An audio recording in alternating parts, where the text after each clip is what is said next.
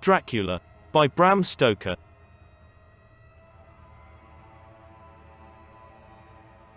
Chapter 6. Mina Murray's Journal. The 24th of July. Whitby. Lucy met me at the station, looking sweeter and lovelier than ever, and we drove up to the house at the Crescent in which they have rooms.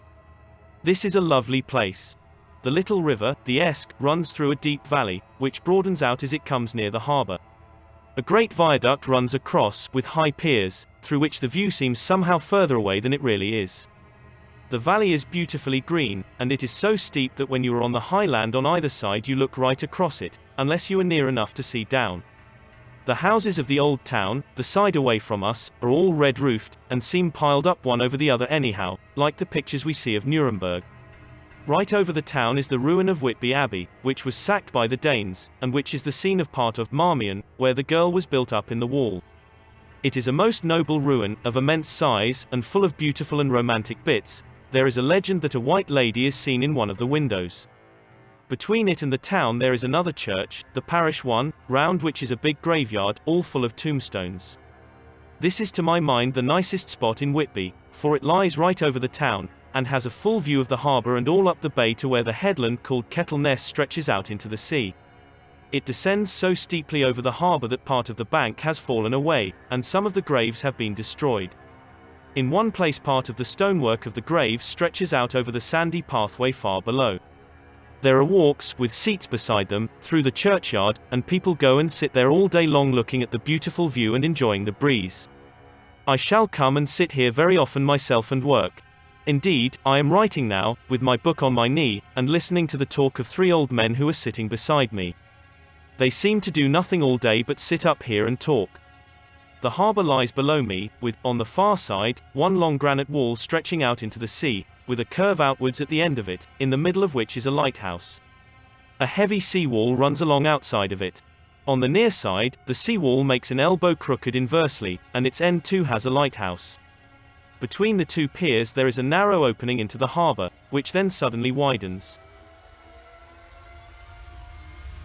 It is nice at high water, but when the tide is out it shoals away to nothing, and there is merely the stream of the Esk, running between banks of sand, with rocks here and there. Outside the harbour on this side there rises for about half a mile a great reef, the sharp edge of which runs straight out from behind the south lighthouse. At the end of it is a buoy with a bell, which swings in bad weather, and sends in a mournful sound on the wind. They have a legend here that when a ship is lost bells are heard out at sea. I must ask the old man about this. He is coming this way. He is a funny old man. He must be awfully old, for his face is all gnarled and twisted like the bark of a tree. He tells me that he is nearly 100, and that he was a sailor in the Greenland fishing fleet when Waterloo was fought. He is, I am afraid, a very sceptical person, for when I asked him about the bells at sea and the white lady at the Abbey he said very brusquely, "I wouldn't fash mazel about them, miss. Them things be all wore out. Mind, I don't say that they never was, but I do say that they wasn't in my time. They be all very well for comers and trippers, and the like, but not for a nice young lady like you. Them feet folks from York and Leeds that be always eatin' cured herons and drinkin' tea and lookin' out to buy cheap jet would creed aught. I wonder, Maisel, who'd be bothered tellin' lies to them, even the newspapers, which is full of fool talk." I thought he would be a good person to learn interesting things from, so I asked him if he would mind telling me something about the whale fishing in the old days. He was just settling himself to begin when the clock struck 6, whereupon he laboured to get up, and said, "I must gang a G anwards home now, miss. My granddaughter doesn't like to be kept waitin' when the tea is ready, for it takes me time to cramly aboon the grease, for there be a many of em, and, miss, I lack belly timber sairly by the clock." He hobbled away, and I could see him hurrying, as well as he could, down the steps. The steps are a great feature on the place. They led from the town up to the church. There are hundreds of them, I do not know how many, and they wind up in a delicate curve. The slope is so gentle that a horse could easily walk up and down them. I think they must originally have had something to do with the Abbey. I shall go home too. Lucy went out visiting with her mother, and as they were only duty calls, I did not go. They will be home by this. The 1st of August. I came up here an hour ago with Lucy, and we had a most interesting talk with my old friend and the two others who always come and join him. He is evidently the Sir Oracle of them, and I should think must have been in his time a most dictatorial person. He will not admit anything, and downfaces everybody. If he can't out-argue them, he bullies them, and then takes their silence for agreement with his views. Lucy was looking sweetly pretty in her white lawn frock. She has got a beautiful color since she has been here. I noticed that the old men did not lose any time in coming up and sitting near her when we sat down. She is so sweet with old people, I think they all fell in love with her on the spot. Even my old man succumbed and did not contradict her, but gave me double share instead. I got him on the subject of the legends, and he went off at once into a sort of sermon. I must try to remember it and put it down. It be all fool talk, lock, stock, and barrel, that's what it be, and nowt else. These bands and wafts and bow ghosts and bar guests and bogles and all anent them is only fit to set bairns and dizzy women a belderin. They be nowt but air blebs. They, and all grims and signs and warnings, be all invented by parsons and ilsome Burke bodies and railway touters to skeer and scunner haflans, and to get folks to do something that they don't other incline to. It makes me ireful to think o' them. Why, it's them that, not content with printin' lies on paper and preachin' 'em out of pulpits, does want to be cuttin' 'em on the tombstones. Look here all around you in what ye will, all them steens, holdin' up their heads as well as they can out of their pride, is acant, simply tumblin' down with the weight o' the lies wrote on 'em. Here lies the body, or sacred to the memory, wrote on all of them, and yet in nigh half of them there bean't no bodies at all, and the memories of them bean't cared a pinch of snuff about, much less sacred. Lies all of them, nothin' but lies of one kind or another. My gog, but it'll be a quare scowdament at the day of judgment when they come tumblin' up in their death sarks, all duped together and tryin' to drag their tombstones with them to prove how good they was, some of them trimlin' and ditherin' with their hands that doesn't and slippy from lyin' in the sea that they can't even keep their grup o' them. I could see from the old fellow's self-satisfied air and the way in which he looked round for the approval of his cronies that he was showing off, so I put in a word to keep him going. "Oh, Mr. Swales, you can't be serious. Surely these tombstones are not all wrong." "Yablins. There may be a poorish few not wrong, savin where they make out the people too good, for there be folk that do think a barn bowl be like the sea, if only it be their own. The whole thing be only lies. Now look you here, you come here a stranger, and you see this kirk garth." I nodded, for I thought it better to assent, though I did not quite understand his dialect. I knew it had something to do with the church. He went on, "And you consate that all these steens be aboon folk that be happed here, snod and snog." I assented again. "Then that be just where the lie comes in. Why, there be scores of these lay beds that be tomb as old Dunn's backer box on Friday night." He nudged one of his companions, and they all laughed. "And my gob, how could they be otherwise? Look at that one, the aftest abaft the beer bank, read it." I went over and read. Edward Spencer, master mariner, murdered by pirates off the coast of Andres, April 1854, at 30. When I came back, Mr. Swales went on. "Who brought him home, I wonder, to hap him here? Murdered off the coast of Andres. And you constated his body lay under. Why, I could name ye a dozen whose bones lie in the Greenland seas above." He pointed northwards, or where the currents may have drifted them. "There be the steens around ye. Ye can, with your young eyes, read the small print of the lies from here. This Braithwaite Lowry, I knew his father, lost in the lively off Greenland in 20, or Andrew Woodhouse, drowned in the same seas in 1777, or John Paxton, drowned off Cape Farewell a year later, or old John Rawlings, whose grandfather sailed with me, drowned in the Gulf of Finland in 50. Do ye think that all these men will have to make a rush to Whitby when the trumpet sounds? I have me antherums about it. I tell ye that when they got here they'd be jomlin' and jostlin' one another that way that it ud be like a fight up on the ice in the old days, when we'd be at one another from daylight to dark, and tryin' to tie up our cuts by the light of the aurora borealis." This was evidently local pleasantry, for the old man cackled over it, and his cronies joined in with gusto. "But," I said, "surely you are not quite correct, for you start on the assumption that all the poor people, or their spirits, will have to take their tombstones with them on the day of judgment. Do you think that will be really necessary? Well, what else be they tombstones for? Answer me that, miss. To please their relatives, I suppose. To please their relatives, you suppose." This he said with intense scorn. "How will it pleasure their relatives to know that lies is wrote over them, and that everybody in the place knows that they be lies? He pointed to a stone at our feet which had been laid down as a slab, on which the seat was rested, close to the edge of the cliff. "Read the lies on that Thruff-Steen," he said. The letters were upside down to me from where I sat, but Lucy was more opposite to them, so she leant over and read. "Sacred to the memory of George Cannon, who died, in the hope of a glorious resurrection, on July 29, 1873, falling from the rocks at Kettleness. This tomb was erected by his sorrowing mother to her dearly beloved son. He was the only son of his mother, and she was a widow. Really, Mr. Swales, I don't see anything very funny in that." She spoke her comment very gravely and somewhat severely. "Ye don't see aught funny. Ha, ha. But that's because ye don't gawm the sorrow and mother was a hellcat that hated him because he was accurate, a regular lamiter he was, and he hated her so that he committed suicide in order that she mightn't get an insurance she put on his life. He blew nigh the top of his head off with an old musket that they had for scaring the crows with. 'Twarn't for crows then, for it brought the Clegs and the DOWPS to him. That's the way he fell off the rocks. And, as to hopes of a glorious resurrection, I've often heard him say Maisel, that he hoped he'd go to hell, for his mother was so pious that she'd be sure to go to heaven, and he didn't want to addle where she was. Now isn't that Steen at any rate," he hammered it with his stick as he spoke, "a pack of lies? And won't it make Gabriel keckle when Geordie comes pantin' up the grease with the tombstone balanced on his hump, and asks it to be took as evidence?" I did not know what to say, but Lucy turned the conversation as she said, rising up, "Oh, why did you tell us of this? It is my favorite seat, and I cannot leave it, and now I find I must go on sitting over the grave of a suicide. That won't harm ye, my pretty, and it may make poor Geordie gladsome to have so trim a lass sittin' on his lap.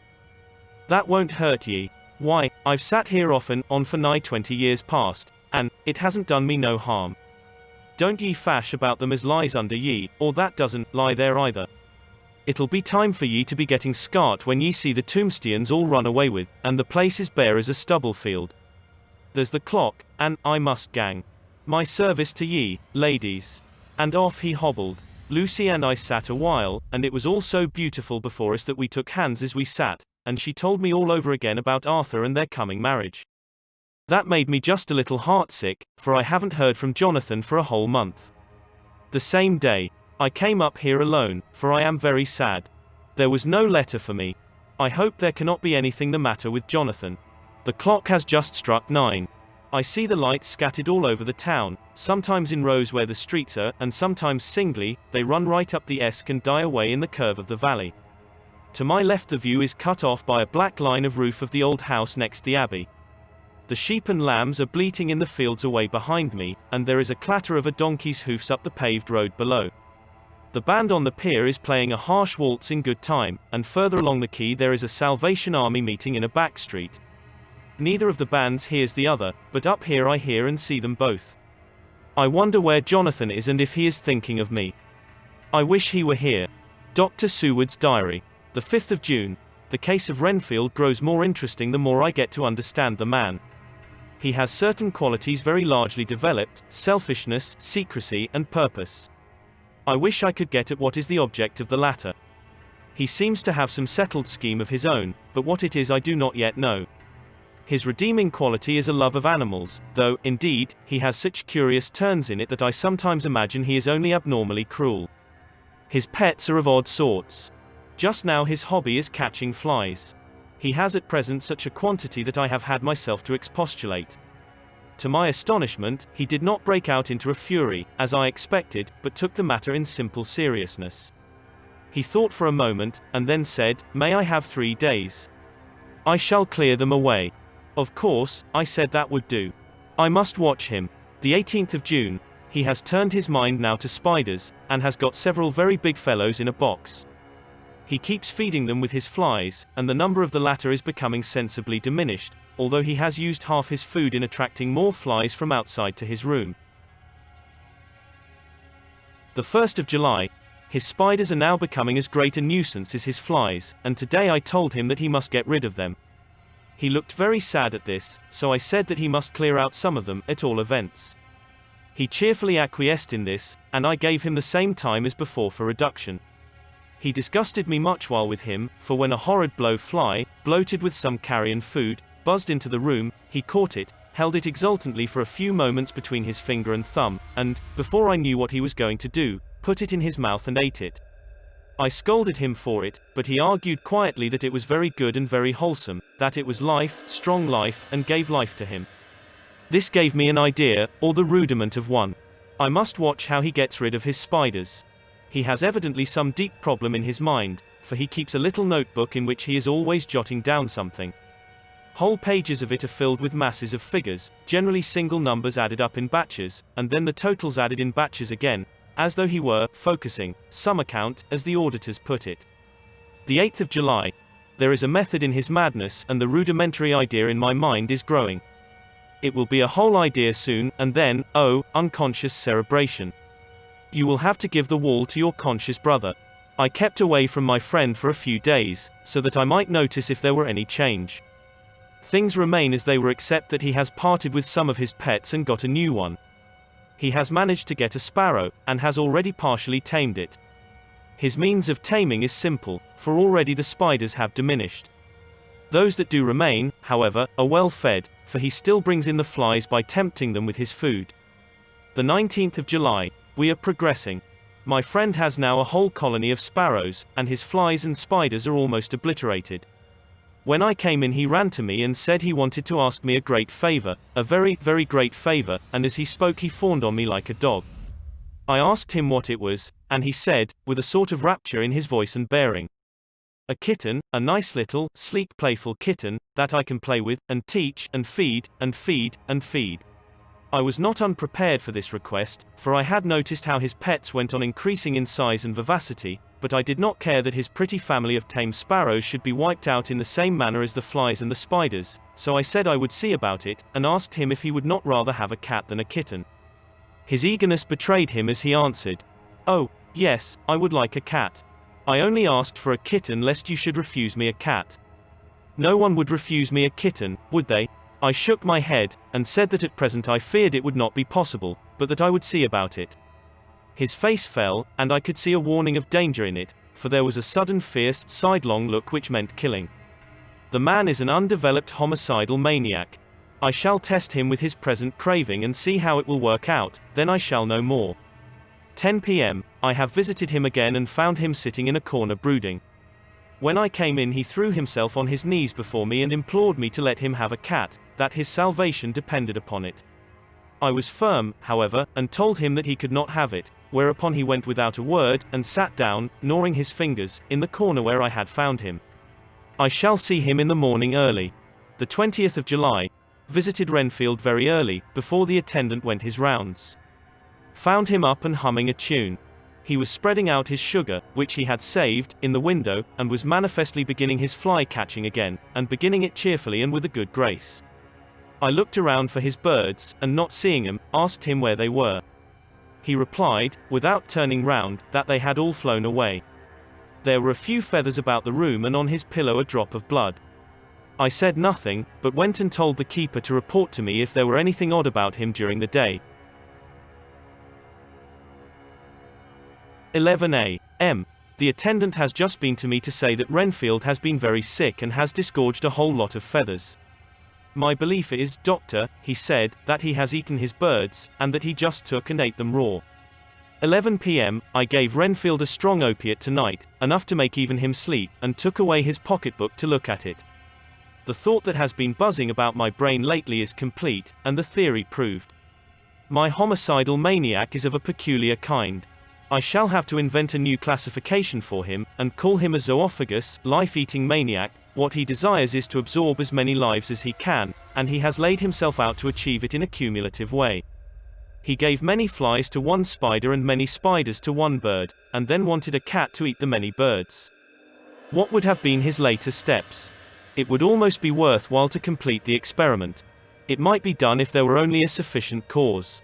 Men sneered at vivisection, and yet look at its results today. Why not advance science in its most difficult and vital aspect, the knowledge of the brain?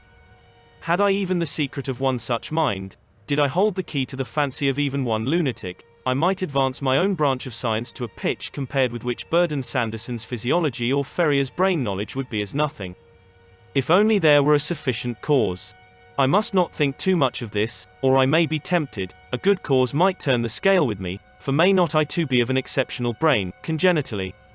How well the man reasoned, lunatics always do within their own scope. I wonder at how many lives he values a man, or if at only one. He has closed the account most accurately, and today begun a new record. How many of us begin a new record with each day of our lives? To me it seems only yesterday that my whole life ended with my new hope, and that truly I began a new record. So it will be until the great recorder sums me up and closes my ledger account with a balance to profit or loss. Oh, Lucy, Lucy, I cannot be angry with you, nor can I be angry with my friend whose happiness is yours, but I must only wait on hopeless and work. Work, work. If I only could have as strong a cause as my poor mad friend there, a good, unselfish cause to make me work, that would be indeed happiness. Mina Murray's Journal. The 26th of July. I am anxious, and it soothes me to express myself here. It is like whispering to one's self and listening at the same time. And there is also something about the shorthand symbols that makes it different from writing. I am unhappy about Lucy and about Jonathan. I had not heard from Jonathan for some time, and was very concerned, but yesterday dear Mr. Hawkins, who is always so kind, sent me a letter from him. I had written asking him if he had heard, and he said the enclosed had just been received. It is only a line dated from Castle Dracula, and says that he is just starting for home. That is not like Jonathan, I do not understand it, and it makes me uneasy. Then, too, Lucy, although she is so well, has lately taken to her old habit of walking in her sleep. Her mother has spoken to me about it, and we have decided that I am to lock the door of our room every night. Mrs. Westenra has got an idea that sleepwalkers always go out on roofs of houses and along the edges of cliffs and then get suddenly wakened and fall over with a despairing cry that echoes all over the place. Poor dear, she is naturally anxious about Lucy, and she tells me that her husband, Lucy's father, had the same habit, that he would get up in the night and dress himself and go out, if he were not stopped. Lucy is to be married in the autumn, and she is already planning out her dresses and how her house is to be arranged. I sympathize with her, for I do the same, only Jonathan and I will start in life in a very simple way, and shall have to try to make both ends meet.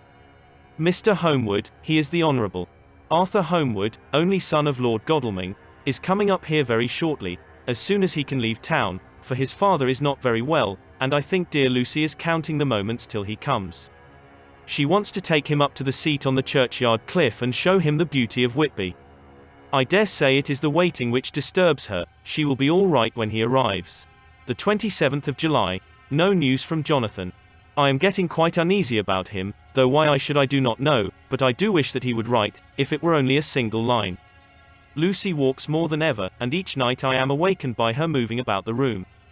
Fortunately, the weather is so hot that she cannot get cold, but still the anxiety and the perpetually being wakened is beginning to tell on me, and I am getting nervous and wakeful myself. Thank God, Lucy's health keeps up. Mr. Homewood has been suddenly called to ring to see his father, who has been taken seriously ill.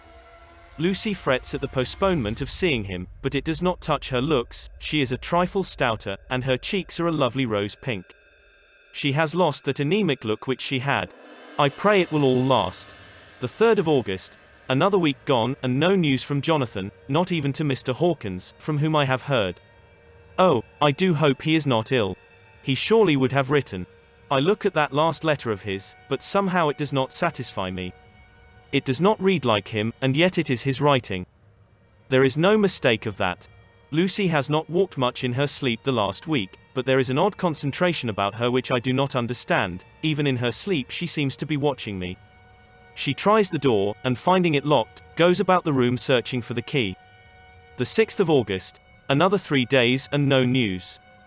This suspense is getting dreadful. If I only knew where to write to or where to go to, I should feel easier, but no one has heard a word of Jonathan since that last letter. I must only pray to God for patience. Lucy is more excitable than ever, but is otherwise well. Last night was very threatening, and the fishermen say that we are in for a storm. I must try to watch it and learn the weather signs. Today is a grey day, and the sun as I write is hidden in thick clouds, high over Kettleness. Everything is grey, except the green grass, which seems like emerald amongst it, grey earthy rock, grey clouds, tinged with the sunburst at the far edge, hang over the grey sea, into which the sand points stretch like grey fingers. The sea is tumbling in over the shallows and the sandy flats with a roar, muffled in the sea mists drifting inland. The horizon is lost in a grey mist. All is vastness, the clouds are piled up like giant rocks, and there is a brool over the sea that sounds like some presage of doom. Dark figures are on the beach here and there, sometimes half shrouded in the mist, and seem men like trees walking. The fishing boats are racing for home, and rise and dip in the ground swell as they sweep into the harbour, bending to the scuppers. Here comes old Mr. Swales. He is making straight for me, and I can see, by the way he lifts his hat, that he wants to talk. I have been quite touched by the change in the poor old man. When he sat down beside me, he said in a very gentle way, "I want to say something to you, miss." I could see he was not at ease, so I took his poor old wrinkled hand in mine and asked him to speak fully, so he said, leaving his hand in mine, "I'm afraid, my dearie, that I must have shocked you by all the wicked things I've been saying about the dead, and such like, for weeks past, but I didn't mean 'em, and I want ye to remember that when I'm gone. We UD folks that be daffled, and with one foot abaft the crock hool, don't altogether like to think of it, and we don't want to feel scart of it, and that's why I've took to mackin' light of it, so that I'd cheer up my own heart a bit. But, Lord love ye, miss, I ain't afraid of de wyin', not a bit, only I don't want to die if I can help it. My time must be nigh at hand now, for I be a UD, and 100 years is too much for any man to expect, and I'm so nigh it that the old man is already wettin' his scythe. Ye see, I can't get out o' the habit of caffin about it all at once, the shafts will wag as they be used to. Some day soon the angel of death will sound his trumpet for me. But don't ye duelin' greet, my dearie, for he saw that I was crying, if he should come this very night I'd not refuse to answer his call. For life be, after all, only a waitin' for somethin' else than what we're doin', and death be all that we can rightly depend on. But I'm content, for it's comin' to me, my dearie, and comin' quick. It may be comin' while we be lookin' and wonderin'. Maybe it's in that wind out over the sea that's bringin' with it loss and wreck, and sore distress, and sad hearts. Look, look, he cried suddenly. There's something in that wind and in the host beyond that sounds, and looks, and tastes, and smells like death. It's in the air, I feel it comin'. Lord, make me answer cheerful when my call comes. He held up his arms devoutly, and raised his hat. His mouth moved as though he were praying. After a few minutes' silence, he got up, shook hands with me, and blessed me, and said goodbye, and hobbled off. It all touched me, and upset me very much. I was glad when the Coast Guard came along, with his spy-glass under his arm. He stopped to talk with me, as he always does, but all the time kept looking at a strange ship. I can't make her out, he said, she's a Russian, by the look of her, but she's knocking about in the queerest way. She doesn't know her mind a bit, she seems to see the storm coming, but can't decide whether to run up north in the open, or to put in here. Look there again. She is steered mighty strangely, for she doesn't mind the hand on the wheel, changes about with every puff of wind. We'll hear more of her before this time tomorrow.